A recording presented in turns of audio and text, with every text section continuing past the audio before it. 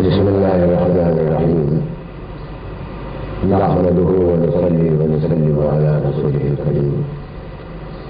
فأعوذ بالله من الشيطان الرجيم. بسم الله الرحمن الرحيم. والعصر إن الإنسان لفي خسر إلا الذين آمنوا وعملوا الصالحات فلهم أجر غير ممنون. إن الذين آمنوا وعملوا الصالحات وتواصوا بالحق وتواصوا بالصبر. آمنت بالله صدق الله العظيم وصدق رسوله النبي الكريم ونحن على ذلك من الشاهدين والشاهدين. سب سے پہلے تو میں تمام حضرات کو مبارکباد دیتا ہوں کہ اللہ تعالیٰ نے ایک عظیم موقع اپنی عبادت کا رات کا عطا فرمایا. ذیل جڑ میں قربانیوں کی توفیق عطا فرمائی. اللہ تعالیٰ سب کی جو یہاں موجود ہے اور جو موجود رہے گی اور سب کی قربانیوں کو قبول فرمائے. بہت بڑی عظیم عبادت عظیم موقع تھا جس کو اللہ تعالیٰ نے توفیق دی. انہوں نے اخلاص کے ساتھ قربانی دی. اس میں قربانی کے معاملے میں بھی بہت سارے طبقے ہیں. کچھ کرنے نہیں سکے حالات کی وجہ سے, کچھ نے کی لیکن اخلاص کی کمی تھی کہ ریا اور نبوت کے لیے 8-10 لاکھ بندی کی ہے. ان کا شور دیے تو حال اللہ معلوم. اس وقت میں جو سورت میں تلاوتی سبھی جانتے ہیں نماز پڑھتے ہیں. پچھلی مجلس میں بر اسی سورت کو پڑھ کر کچھ باتیں سیکھی تھی لیکن موٹا مکمل نہیں تھی, تو اس لیے آج بھی اسی سورت کو پڑھ کر کچھ آگے بات کرنے کا خیال ہے. ہم چالوں کی قرآن کی ایسی خصوصیت ہے کہ بہت چھوٹے چھوٹے جملوں میں اور بہت چھوٹے چھوٹے صورتوں میں علوم کے ذخیرے جمع کروا دیے ہیں. جہاں تک مجھے یاد آتا ہے امام شافعی کا قول ہے رحمۃ اللہ علیہ کہ اگر قرآن میں کوئی اور صورت نہ ہوتی تو یہی صورت کافی کہ اس میں سبھی پہلوؤں کا بیان آ گیا. تو یہ میں نہ مفسر ہوں, پہلے بھی ایسا کرا ہوں, نہ فقیہ ہوں, نہ عالم ہوں, اور ویسے طالب علم بھی نہیں ہوں. اس لیے طالب علم تو اس کے لائن وہ ہوتا ہے جو درس لائن داخلہ لے کر اس کی باقاعدہ تعلیم حاصل کرے. میری کوالیفیکیشن تو ایک ہے, اس پر اللہ تعالیٰ کا شکر ادا کرتا ہوں. وہ یہ ہے میں نے الحمدللہ بڑے بڑے بزرگوں کی زیارت کی ہے, چہرے دیکھے, ان کی دعائیں حاصل ہوئی ہیں. جو کچھ اللہ تعالیٰ نے عطا فرمایا دین کا یا دنیا کا وہ سب ان کی دعاؤں کا دعا ہے.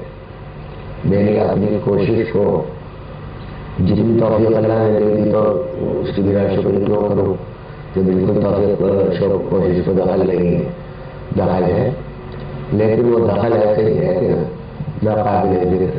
لیکن جو کچھ عطا فرمایا اللہ تعالیٰ نے وہ لابھ ہے, بہت کچھ عطا فرمایا.